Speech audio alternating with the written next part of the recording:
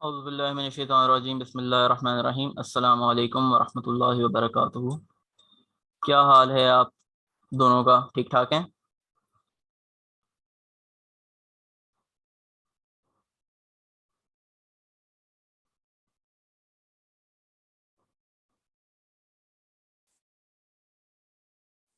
तो कि आप इस्लाम ठीक हैं?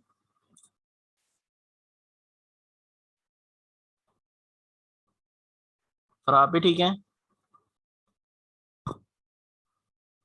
दो ही तो बच्चे हैं, दोनों रिप्लाई कर देंगे, कितनी अच्छी बात हो जाएगी।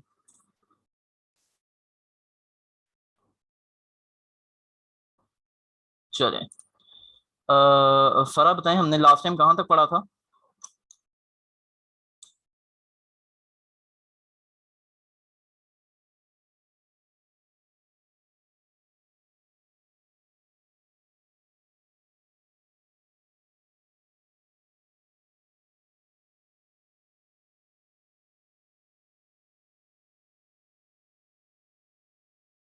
अल्हम्दुलिल्लाह बच्चे, मैं भी ठीक ठाक हूँ।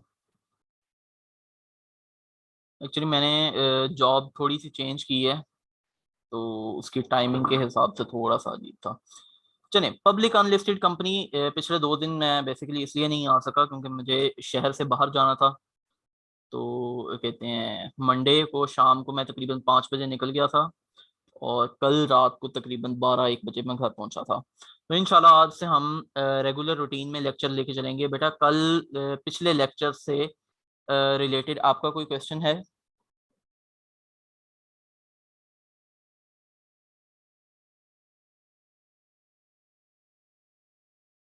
चलें। अब्दुल सलाम, हमने कितने शुरू किया है, चैप्टर 1 शुरू किया है और हमने पब्लिक अनलिस्टेड कंपनी तक पढ़ लिया है। आपका भी कोई क्वेश्चन नहीं? चलें, आपका भी कोई क्वेश्चन नहीं है। आज हम पढ़ते हैं पब्लिक सेक्टर कंपनीज की तरफ। पब्लिक का बेसिकली क्या मतलब होता है? अवाम। तो इसका मतलब है, अवाम का मतलब होगा कि वो वाली कंपनी जो शायद अवाम के पास हो। वर्ड ऐसा ही लगता है, लेकिन बेसिकली पब्लिक सेक्टर कंपनी जो है आपका, वो थोड़ा वर्ड पब्लिक जो है ना, वो आपका थोड़ा अजीब होता है। पब्लिक बेसिकली कहा जाता है आपका जो गवर्नमेंट ओन्ड होती है, ठीक है ना, उसको पब्लिक कहा जाता है। पब्लिक इसलिए कहा जाता है बिकॉज पब्लिक के पास पैसा कहाँ से आता है, यानी गवर्नमेंट के पास पैसा कहाँ से आता है? पब्लिक के टैक्स से, और उसके साथ ही सब काम होते हैं। तो इसलिए पब्लिक सेक्टर कंपनीज गवर्नमेंट को कहा जाता है, गवर्नमेंट के अदारों को। अच्छा, अब देखते हैं उसमें मतलब क्या होता है, कौन सी कंपनीज होती हैं जो पब्लिक सेक्टर होती हैं। पढ़ लेते हैं, यहाँ पे क्या लिखा हुआ है। It is also important to distinguish between public companies and public sector companies. सबसे पहले उन्होंने ये बड़ी बात कर दी है कि वो कह रही है कि पब्लिक कंपनी और पब्लिक सेक्टर कंपनी में डिफरेंस है। ठीक है ना? पब्लिक कंपनी क्या थी? क्या मुझे कोई बता सकता है पब्लिक कंपनी कौन सी थी? एक बहुत मुश्किल सी, हमने नियरली इम्पॉसिबल टू अंडरस्टैंड, हमने एक डेफिनेशन पढ़ी थी जिसको याद करना बहुत मुश्किल था। किसी को याद हो अगर? Which is not private company. क्या बात है भाई अब्दुल। एक ऐसी कंपनी जो कि प्राइवेट कंपनी नहीं है, तो इसका मतलब है कि एक पब्लिक कंपनी। बेटा हमने पढ़ा था कि पब्लिक कंपनी वो होती है जो कि एक प्राइवेट कंपनी नहीं होती, तो इसका मतलब है कि हमें पता होना चाहिए कि एक प्राइवेट कंपनी क्या होती है। एक प्राइवेट कंपनी वो होती है जिसके अंदर 3 रिस्ट्रिक्शंस होती हैं थ्रू देयर आर्टिकल्स। आर्टिकल्स के थ्रू वो 3 रिस्ट्रिक्शंस क्या होती हैं? पब्लिकली अपनी शेयर्स को नहीं बेच सकते, 50 से ज्यादा कितने हैं मेंबर्स नहीं हो सकते, और इनविटेशन नहीं दे सकते आप जनरल पब्लिक को शेयर्स खरीदने के लिए, और ट्रांसफर नहीं कर सकते, सॉरी। चलें, ये आपकी 3 रिस्ट्रिक्शंस हो गई। जिस कंपनी में 3 रिस्ट्रिक्शंस नहीं होंगी, या तीनों में से एक भी नहीं होगी, वो क्या बन जाएगी? पब्लिक कंपनी बन जाएगी। तो यहाँ पे तो दो हमने बहुत एक्सट्रीम्स पढ़ ली हैं। पब्लिक सेक्टर कंपनी क्या होती है? अब हम देखते हैं कि public sector company has been defined as follows. ये न्यू एडिशन है, न्यू इंक्लूजन है, पिछली अटेम्प्ट में नई आई है सिलेबस में। तो इसका मतलब है कि ये इंपॉर्टेंट है। तो इसका मतलब, इंपॉर्टेंट का मतलब क्या होता है? आपने ये लिखनी है, लिख के मुझे चेक करवानी है। लिखते हैं क्या लिखा हुआ है। Public sector company means a company weather public और प्राइवेट विच इज डायरेक्टली और इनडायरेक्टली कंट्रोल्ड, बेनिफिशियली ओन्ड, और not less than 50%, 51% of voting share securities. तो कहता है सबसे पहली चीज उसने 3 चीजें बताई हैं। एक उसने कहा है कि which is directly own. Directly own का मतलब क्या होता है? मेरे पास शेयर्स हैं, मेरे पास अगर शेयर्स नहीं है तो मेरे पास एक ऐसी कंपनी के पास, मेरे पास एक ऐसी कंपनी के शेयर्स हैं जिसके पास इसके शेयर्स हैं। डायरेक्टली और इनडायरेक्टली के दरमियान आपको फर्क पता लग गया। डायरेक्टली मेरे पास इस कंपनी के शेयर्स हैं, इनडायरेक्टली मेरे पास एक ऐसी कंपनी के शेयर्स हैं जिसके पास इस कंपनी के शेयर्स हैं। डायरेक्टली इनडायरेक्टली का फर्क समझ आ गया बच्चों? गुड। अब वो कह रहे हैं कि जिसके पास डायरेक्टली शेयर्स हो या इनडायरेक्टली, 100% की जरूरत नहीं है। बस ये है डायरेक्टली ओन का मतलब है कि खुद ही अपने खुद ओन कर रहे हो। अच्छा, वो कहते हैं डायरेक्टली या इनडायरेक्टली। उसके बाद बेनिफिशियली ओन्ड, बेनिफिशियली का क्या मतलब हो जाता है? मेरे पास भी शेयर्स नहीं है और मेरे पास किसी ऐसी कंपनी के भी शेयर्स नहीं है जिसके पास इसके शेयर्स हो, लेकिन उस कंपनी के होने से फायदा किसी और है, मुझे। उस कंपनी से जो प्रॉफिट आता है वो आता किसे है, मुझे। और अब ये उसने तीसरी चीज क्या बताई है, और not less than 51% voting securities. कोई ऐसी सिक्योरिटीज मेरे पास हो जो कि शेयर्स तो नहीं है, ठीक है ना, कुछ भी हो सकता है, लेकिन मेरे पास एक ऐसी हैसियत है कि 51% वोटिंग मेरे पास है। 51% वोटिंग का क्या मतलब है? 51% क्या मेजोरिटी में कह सकता हूँ? 100% है तो 51% मेजोरिटी होगी, होगी। अगर 51% आपके पास वोटिंग है तो क्या इसका मतलब है आप सारी की सारी जो उनकी मीटिंग्स हैं, जो जनरल मीटिंग्स होंगी, क्या आप उसके अंदर अपनी बात मनवा सकते हैं क्योंकि आपके पास 51% वोटिंग है? मनवा सकते हैं, मनवा सकते हैं। तो आपके पास बेसिकली डिसीजन मेकिंग पावर आ जाती है, और voting power of which are held by government. अब ये सारी चीजें या तो डायरेक्टली ओन्ड हो या इनडायरेक्टली ओन्ड हो, या किसे फायदा हो रहा हो, या 51% शेयर्स हो, ये सारी चीजें बेसिकली किसके पास हो? बंदे के पास नहीं हो किसी एक, गवर्नमेंट के पास हो, या किसी ऐसी एजेंसी के पास हो जो गवर्नमेंट की हो, या किसी स्टैट्यूटरी बॉडी। स्टैट्यूटरी बॉडी क्या होती है? जो किसी कानून के तहत बनती है। कानून के तहत बनने वाली बॉडीज की हमने बॉडी कॉर्पोरेट के अंदर थोड़ी सी झलक देखी थी, जिसमें उन्होंने स्टेट बैंक ऑफ पाकिस्तान का बताया था कि it is formed under a statute. Statute मतलब बॉडी, लॉ। कौन सा लॉ था जो कि आपका इन कितने स्टेट बैंक ऑफ पाकिस्तान बनाता है? 1956 था, ये शायद 1951 था। बताएं कौन सा था?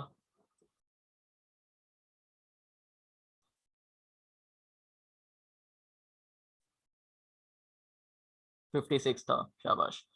तो आपका ये 1956 के तहत एक स्टैट्यूटरी बॉडी बन गई है। इसके पास शेयर्स हो तब भी यही समझा जाएगा कि आपका पब्लिक सेक्टर है। और आगे बढ़ते हैं। In respect of which the government और एनी एजेंसी ऑफ गवर्नमेंट और बॉडी, कितने स्टैट्यूटरी बॉडी, यहीं तक बात नहीं हो रही, ठीक है। उन्होंने कहा है इन रिस्पेक्ट ऑफ विच, क्या बात हो रही है आगे? Has otherwise power to elect, nominate, appoint majority of its directors या include public sector association not for profit licence by the commission. इतनी बड़ी डेफिनेशन है, लेकिन याद करनी पड़नी है आपको। इसको मैं अब थोड़ा सा आसान करके आपको बता देता हूँ कि मुझे एक ब्लैंक सा पेज मिल जाए, यहीं पे मैं आपको बता देता हूँ। गवर्नमेंट के पास कंट्रोल अगर होगा तो क्या गवर्नमेंट खुद से डिसीजन ले सकेगी? मुझे बताएं जरा बच्चों, मेरी आवाज नहीं आ रही आपको? आवाज आ रही है अब? चलें। अच्छा, मुझे बताएं, अगर एक गवर्नमेंट के पास डिसीजन मेकिंग पावर होगी तो क्या वो डिसीजन ले सकती है? ले सकती है। मैं गवर्नमेंट हूं, मैं कहता हूं कि ये कंपनी ऐसे करे, ठीक है। मैं गवर्नमेंट हूं, ठीक है। मैं ए बी सी कंपनी को कहता हूं कि ये ऐसे करे, और वो बात मान लेती है, जिसका मतलब है ये पब्लिक सेक्टर कंपनी है। मैं एम कितने गवर्नमेंट हूं, मैं ए बी सी कंपनी को कहता हूं कि ये डी ई एफ कंपनी से ये काम करवाए। अब जरा सोचने वाली बात है, क्या मैंने डायरेक्टली डीईएफ को कहा है कि ये काम करे? नहीं। लेकिन काम वो किसकी मर्जी का कर रही है?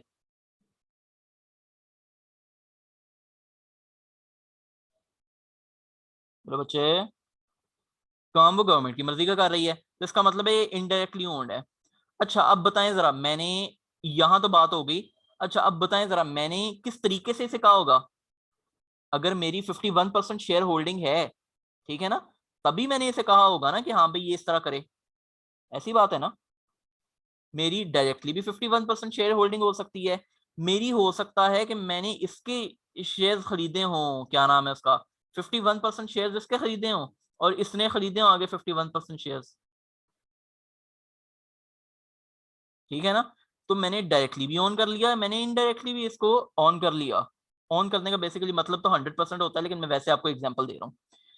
फिर उसके बाद सीन्स कुछ ऐसे होते हैं कि मैं ना इसमें शेयर होल्डिंग डायरेक्टली है ना इनडायरेक्टली है। ठीक है। अब मेरे पास गवर्नमेंट इसकी डीईएफ की शेयर होल्डिंग है ही नहीं, एम हूं मैं गवर्नमेंट, और मेरे पास इसकी कोई शेयर होल्डिंग नहीं है डीईएफ की। मैं फिर भी इसको हुक्म देता हूं कि तुम ये करो, और ये कर लेती है। सोचने वाली बात है। मैं इसको कहता हूँ ये करे, ये कर लेती है। मैं इसको कहता हूं कि तुम्हारे बोर्ड ऑफ डायरेक्टर्स के अंदर ये होगा, ये होगा और ये होगा। अब मेरे पास शेयर होल्डिंग डायरेक्टली भी नहीं है, इनडायरेक्टली भी नहीं है, लेकिन क्या मैं इसके बोर्ड ऑफ डायरेक्टर्स की कॉम्पोजिशन को कितने मैनिपुलेट कर रहा हूँ? क्या मैं उसको चेंज कर रहा हूँ? कि अपनी मर्जी की कर रहा हूँ मैं? कर रहा हूँ। इसका मतलब है कि ये डीईएफ भी पब्लिक सेक्टर कंपनी है। क्लियर है बच्चों ये बात? गुड। मैं खुद कर लूँ या मैं किसी से करवा लूँ, ठीक है ना, मैं खुद कर लूँ इसकी ये काम, या मैं एक बीच में थर्ड पार्टी को ले आऊँ, मैं एबीसी को ले आऊँ और उसे कहूँ कि ये करे। तो हर इस किस्म की चीज जिससे मैं गवर्नमेंट हूं और मैं एक कंपनी को मैनिपुलेट कर सकता हूं पूरी तरीके से, तो इसका मतलब है कि वो कंपनी फिर पब्लिक ओन्ड हो जाती है, क्योंकि वो फिर बात किसकी सुन रही है? वो सुन रही है गवर्नमेंट की बात सुन रही है। क्लियर है बच्चों ये छोटी सी एग्जांपल जो मैंने आपको दी है इससे? पर आपको भी क्लियर है?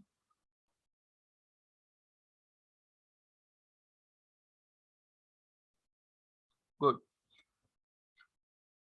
अब बात यही आ जाती है कि मैं गवर्नमेंट हूं या मैं कोई स्टेचुटरी बॉडी हूं, कोई भी हो सकता हूं, जब तक मेरे पास ये सारी ऊपर ताकत हैं जो मैंने ऊपर आपको बताई हैं, तब तक एक कंपनी आपकी क्या कहलाएगी? पब्लिक सेक्टर कंपनी कहलाएगी।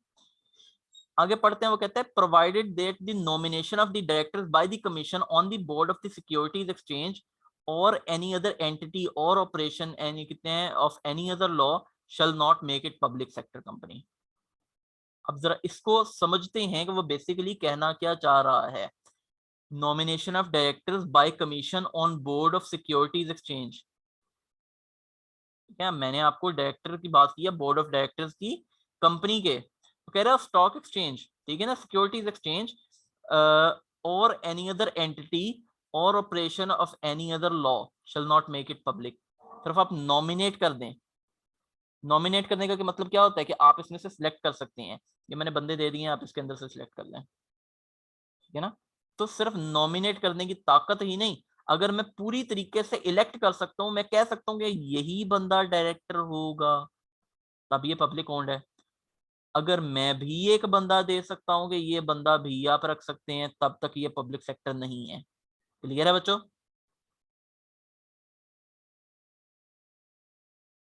पावर हो तो 100% पावर हो, ठीक है, आपने ऐसा बीच में को मजाक नहीं होना चाहिए कि हाँ भाई मैं नॉमिनेट कर देता हूँ, आप रखें ना रखें, इससे आपका पब्लिक सेक्टर नहीं बनेगा।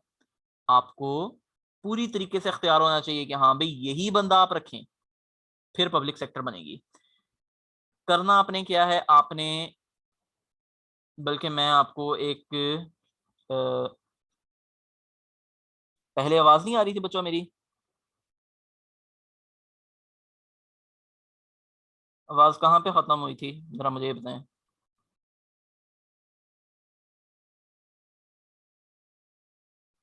पर आपका इंटरनेट का हो सकता है कुछ थोड़ा सा इशू हो, तो कोई नहीं, ये रिकॉर्डिंग में आप सुन लीजिएगा।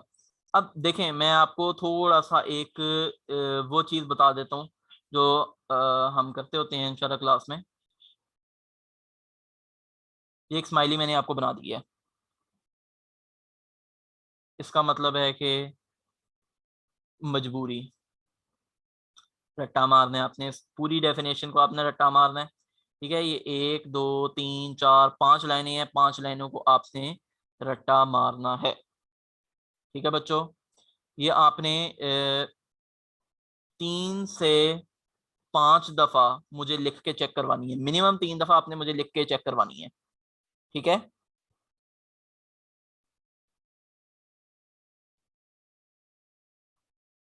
ठीक है, ठीक।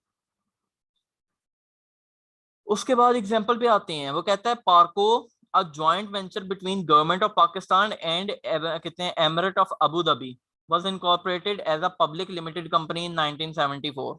यहाँ पे उन्होंने बात ही गाली मुका दी है, उन्होंने कह दिया कि भाई ज्वाइंट वेंचर किस किस के दरमियान है, पाकिस्तान की गवर्नमेंट के दरमियान है, एमिरेट्स के दरमियान, दुबई के दरमियान है।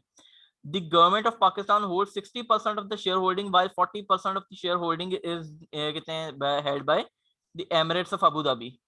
फरा आपको आवाज मेरी अभी भी क्लियर नहीं हो रही? फरा है नहीं क्लास में अब। चलें फिर, अब यहाँ पे देखो, आप देखो पार्को और अबू धाबी के दरमियान एक joint, sorry, government of Pakistan और अबू धाबी के दरमियान एक ज्वाइंट वेंचर है जिसका नाम पार्को है। और मुझे बताएं जरा, पार्को के कितने परसेंट शेयर्स पाकिस्तान के पास हैं? बोलो। 60% पाकिस्तान के पास हैं और 40% एमिरेट्स के पास हैं। अब जरा यहाँ पे आते हैं, वो लिखा हुआ है कि गवर्नमेंट के पास होने चाहिए। क्या हमारी गवर्नमेंट के पास होने चाहिए या दूसरे की गवर्नमेंट के पास होने चाहिए? इसका सबसे आसान जो मैं आपको टोटका बता देता हूँ, हम पाकिस्तान का कंपनीज एक्ट पढ़े हैं तो पाकिस्तान के पास मेजोरिटी होनी चाहिए। यहीं पे अगर हम इसको उल्टा कर दें, ठीक है ना, 40% पाकिस्तान के पास हो, एमिरेट्स के पास कितने हो, 60%, तो शायद ये पब्लिक सेक्टर कंपनी ना कहलाए। आगे पढ़ते हैं, तो एग्जाम्पल 10 के अंदर कहता है कि मैसेज आया, लाइट नहीं आ रही, वाईफाई नहीं चल रहा, तो डाटा पैकेज लिमिटेड ठीक हो गया।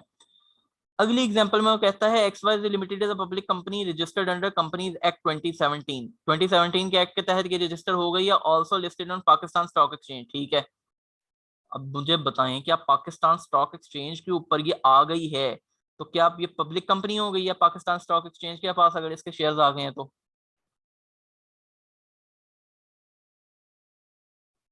हो गई है? नहीं हुई।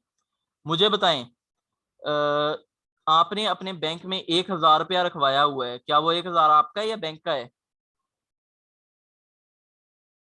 वो 1,000 आपका है, ठीक है ना। यहाँ पे स्टॉक एक्सचेंज पे सिर्फ पड़े हुए हैं शेयर्स, वो गवर्नमेंट के पास ही नहीं पड़े हुए, या गवर्नमेंट उससे कोई फायदा नहीं हासिल कर सकती, गवर्नमेंट उससे कुछ काम नहीं कर सकती। तो गवर्नमेंट हैज नो डायरेक्ट और इनडायरेक्ट इन्वेस्टमेंट। तो XYZ limited is a public company but is not a public sector company. Clear है बच्चे?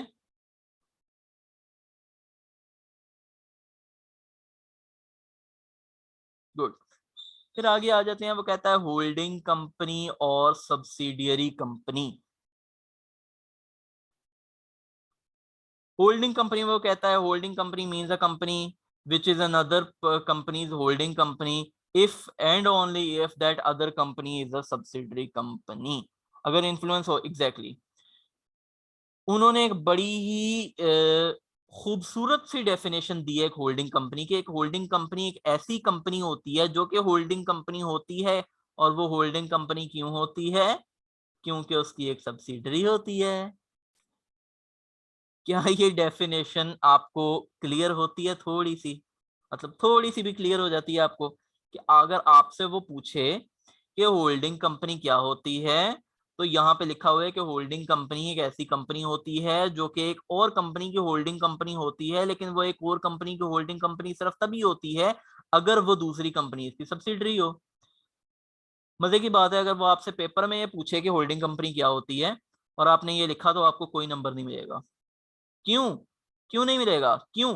क्योंकि सबसे बड़ा जो यहाँ पे पॉइंट है वो तो यही है कि एक होल्डिंग कंपनी होती है वो है जिसकी कोई सब्सिडरी हो। तो जब तक आप सब्सिडरी नहीं बताएंगे तब तक वो आपको नंबर नहीं देगा। तो इसका मतलब है कि यहाँ पे सब्सिडरी कंपनी को पढ़ना जो है वो इम्पोर्टेंट हो गया है। तो वो कहता है कि सब्सिडरी कंपनी या सब्सिडरी जिसको कहा जाता है वो कंपनी क्या होती है, दैट इज टू से दी होल्डिंग कंपनी, कोई और कंपनी की सब्सिडरी कंपनी कब बनती है, जब ये दोनों में से एक शर्त पूरी हो। दूसरा हमेशा याद रखना जब भी हम पॉइंट्स पढ़ेंगे तो पॉइंट्स में सेकंड लास्ट पॉइंट के आखिरी वर्ड को पढ़ना सबसे जरूरी है। यहाँ पे और लिखा हो सकता है या यहाँ पे एंड लिखा हो सकता है। इन दोनों में फर्क यह होगा कि अगर और लिखा हुआ है तो इसका मतलब है इन दोनों में से एक भी शर्त पूरी हो गई, हो गया, पूरा हो गया, क्राइटेरिया पूरा हो गया। एंड लिखा होगा तो इसका मतलब है दोनों चीजों का साइमल्टेनियसली एक साथ पूरा होना जरूरी है। तो इसका मतलब है हमने पॉइंट्स पढ़ते हुए हमेशा सेकंड लास्ट पॉइंट का आखिरी वर्ड गौर से पढ़ना था कि हमें पता लग सके कि क्राइटेरिया और वाला है या एंड वाला है। अब हम पढ़ते हैं, यहाँ पे लिखा गया हुआ है, कहते हैं control the composition of board. Board of directors के अंदर एक बंदा होगा, दो बंदे होंगे, तीन बंदे होंगे, ये वाला बंदा होगा, ये वाला बंदा होगा, ये वाला बंदा होगा।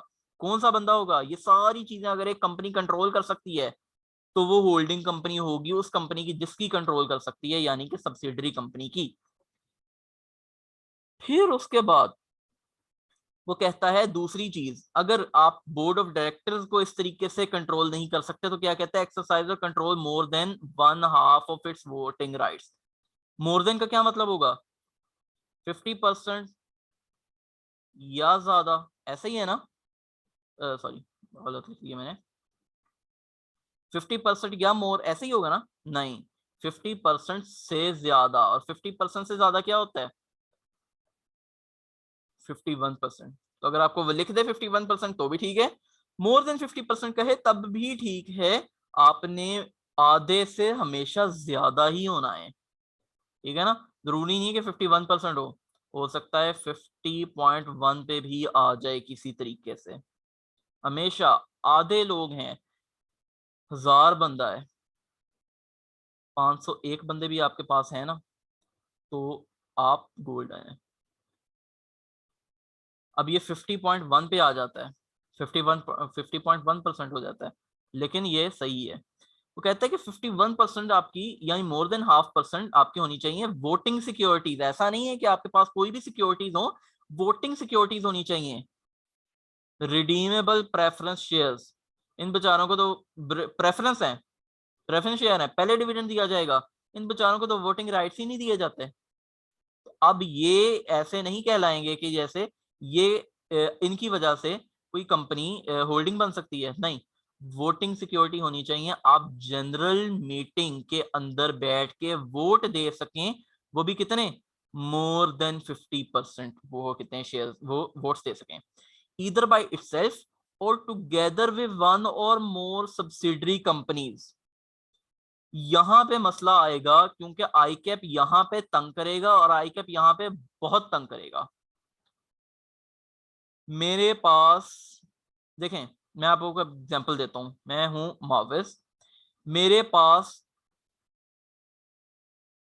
70% शेयर्स हैं DEF लिमिटेड के, जिसके पास 30% शेयर्स हैं ABC लिमिटेड के। क्या मैं इसकी सब्सिडरी बन गई? क्या ये मेरी सब्सिडरी बन गई है?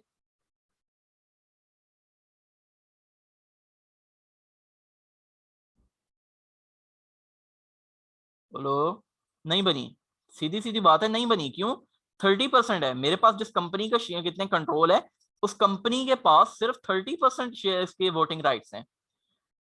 तो यहाँ पे ये मेरी 30% बनी है, लेकिन अगर मैं डायरेक्टली भी 25% इधर होल्ड करता हूँ तो 30 + 25 कितना हो जाता है बच्चे?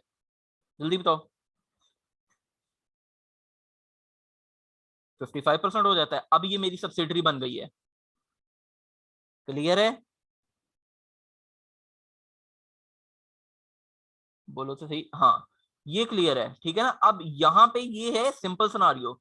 जब हम आगे प्रोग्रेस करेंगे, क्लास को आगे लेके चलेंगे, तो हम यहाँ पे डिफिकल्ट सिनारियोज को भी पढ़ेंगे जब पास पेपर्स को हम देखेंगे, क्योंकि आई क्या बहुत तंग करेगा इसमें अगर वो करना चाहे। यहां तक मुझे बताओ सब क्लियर है? किसी पॉइंट में कोई मसला, कोई इशू, कोई परेशानी, कोई पेट में दर्द होनी शुरू हो गई हो? सब क्लियर है। उसके बाद वो कहते हैं कि for the purpose of above meaning of subsidiary company, ऊपर वाली सब्सिडरी कंपनी को थोड़ा सा और एक्सप्लेन कर रहे हैं। वो कहता है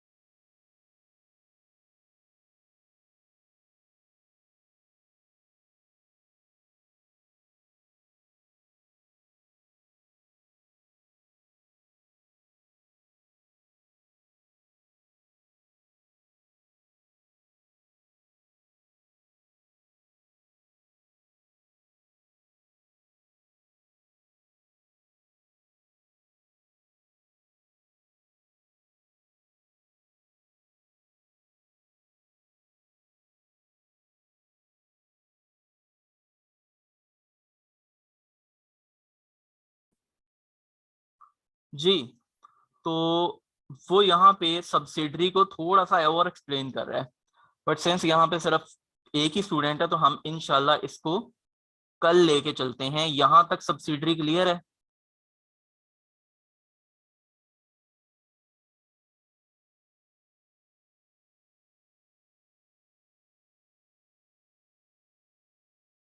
चलें, यहाँ क्लास में सिर्फ मैं ही रह गया हूँ तो